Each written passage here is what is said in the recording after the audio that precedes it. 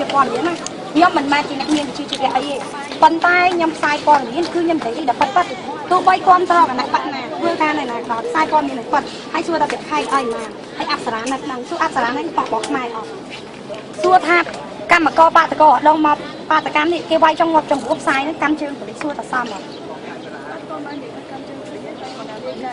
ឥឡូវពូមីទាំងអស់គ្នាថាកាន់ជើងអត់កាន់ជើងគេថាកាន់ជើងកាន់ជើងកាន់ជើងមនុស្សយើងអ្នកធ្វើអីមិនធ្វើអីគឺដឹងខ្លួនឯងច្បាស់ហើយ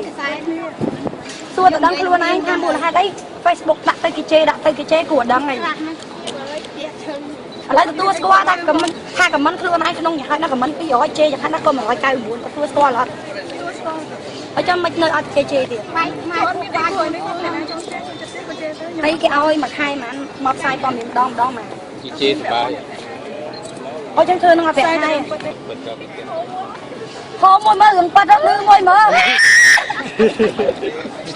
ឥឡូវមួយថ្ងៃនឹងផ្សាយមកទៀតដាក់ប្រូលមកមេដាក់ប្រូលថាមកទៀតបាតកោសង្គ្រោះជាតិមកបាតកម្មអើយវាយបលិសងាប់អស់3 4នាក់ស្រីវាយបលិសងាប់បែកក្បាល3នាក់ហើយទៅបាតកោនឹងហឹងសាហើយទៅសុំបីសាំងសុំបីវាយបលិសវាយអីចឹងមែន